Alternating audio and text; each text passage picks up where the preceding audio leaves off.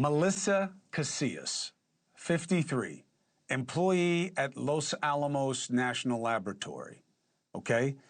She was found dead in a New Mexico national forest, positively identified.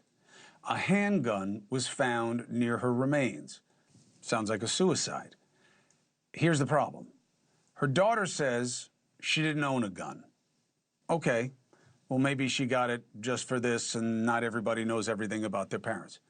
Her family says her body was found in an area that was already searched. Now, if that is true, that is problematic because it goes to the timeline. Some background. June 26, 2025. Melissa drives herself and her husband to work at a government-run nuclear research lab in New Mexico. She said she'd pick him up later that morning. Never came back. Instead, Melissa drove back home almost an hour away and told her teenage daughter that she'd forgotten her work badge, so she decided to work from home. Unusual. Later that morning, Melissa dropped lunch off for her daughter at work, but when her daughter got home a few hours later, her mom's car was there, but her mother wasn't. Melissa's keys, purse, wallet, both her cell phones in the house. Unusual. Here's where it gets really unusual. The phones had both been factory reset. Is that something that someone who's suicidal would do? At 2:18 p.m., Melissa was seen on video walking alone on a highway close to home. She has not been seen since. Another man who previously worked at that same lab disappeared a month earlier. So is it just a coincidence, or is it connected? And is any of this bigger than just about the individuals involved, but what they were a part of? Let's bring in investigative journalist Lauren Conlin, one of the first reporters to connect the dots on some of these missing scientists, and the CEO and founder of the National Center for Open and Unsolved Cases, Morgan Wright. Good to have you both. Morgan, I start with you. When Casias specifically, with what they're working with right now, do you think there is cause for suspicion?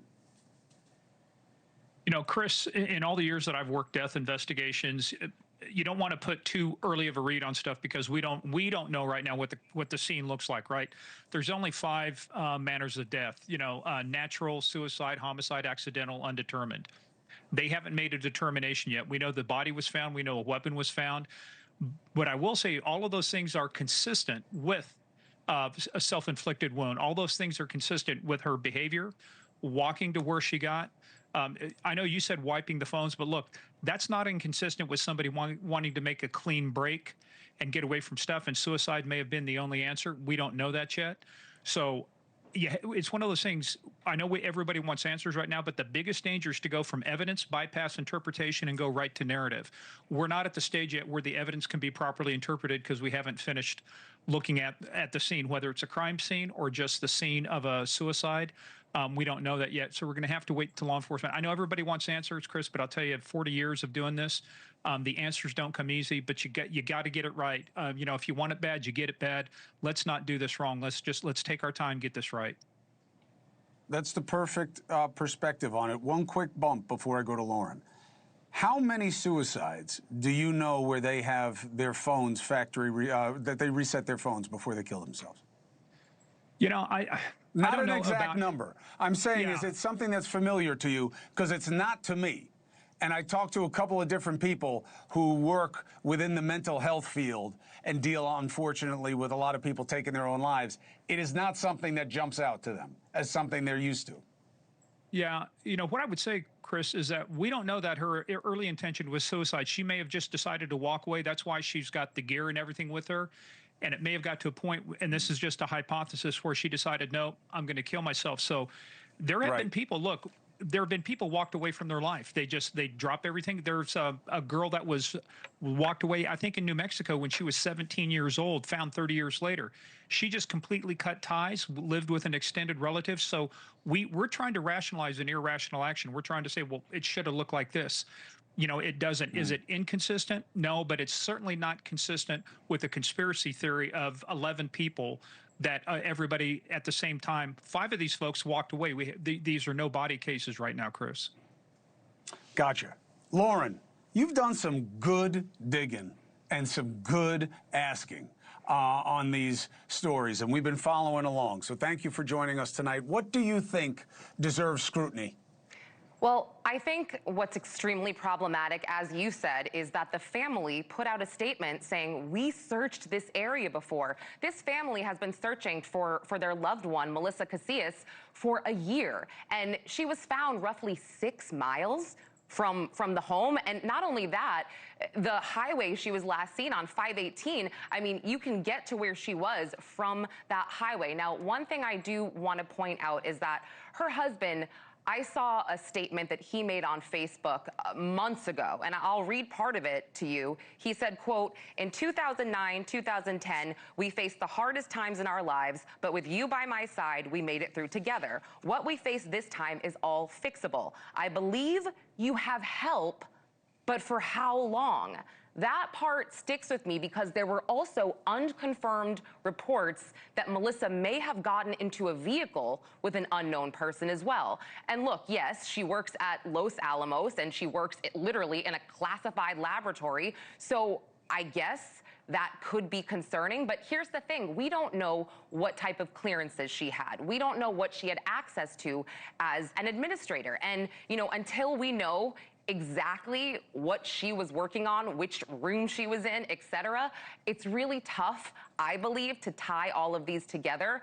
However, New Mexico, I mean, can we agree that something is going on? And I did do some research, so, you know, Morgan, don't get mad at me. I know that a lot of people seem to go missing in New Mexico. I realize that. The stats are high.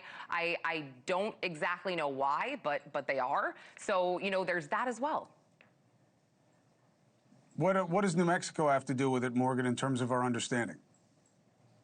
Well, a couple things. Let's be clear about Melissa. If anything, DOE, Department of Energy, has separate clearances. They have Q clearances, they have L clearances. She was an administrative assistant. I was just on her LinkedIn page. It's still up. She was an administrative assistant. I've worked in classified facilities. At the most, she would have had what's called an L clearance, similar to a secret or maybe a confidential. She had zero access to Q clearance information, restricted data, formerly restricted data, anything dealing with nukes. So she was an administrator. You have to have a clearance to work in these things, but you don't get the clearance that gets you access to information. I did the stats on, I pulled the information on how many people were expected to go missing. The national rate is 6.5 per 100,000. So if you look at all of the entities in New Mexico, from Kirtland Air Force Base to Sandia to Los Alamos, over 28 months, you would have expected 10 people to go missing. Only 5 went missing. So I'm not saying, I want people to understand what I'm saying here. I'm not saying that's insignificant. I'm saying from a statistical standpoint, it's insignificant in terms of the total number. They had 319 go missing in all of New Mexico during that same 28 months. You know what part of this is, Lauren, also? And it's not your fault. Morgan's not wrong to be suspicious. I'm not wrong to do the segment. If the government were more transparent about what's going on with the program surrounding the UAP phenomenon and what they do, people wouldn't be looking to connect the dots, because, you know, they wouldn't be starved of perspective on what they need to know and what they don't know. You know, this is what happens. It's the same thing with Epstein. You get a lot of conspiracy theories when people know that you won't show what you have. And I think that's part of this also. Do you? Well, I mean, listen, I am navigating through what I feel is clickbait, what I feel is not true. And look, I don't know if certain FBI agents are going on television and speaking to the media and saying, no, I've seen administrative personnel be targeted, you know, for classified intelligence. I mean, it doesn't seem logical, but they're saying it. And look, I've also said that I do think that part of the, you know, I am very interested in the UFO files. I am very happy that the White House and the president are taking steps to show the public more than we've seen before. But also, not to sound cliche, I've also said it's a distraction. And I know that the American people, we can handle more things at once. We can handle multiple news stories, multiple, you know, it's just, it's troublesome at this point. And I go back to speaking to NASA JPL scientist Monica Reza. She's been missing since June of 2025. I spoke to her family. the White House and the FBI are supposed to be looking into these cases. And I'm sure they are, but Monica's family member told me that they haven't been contacted by anyone at the White House or the FBI. I don't know. I don't know. I've been working, and I'm sure Morgan has also. I've been working with the FBI or against them, depending on how you look at it, for almost 30 years. Right now, things are different there. And I don't know that they're looking at these cases.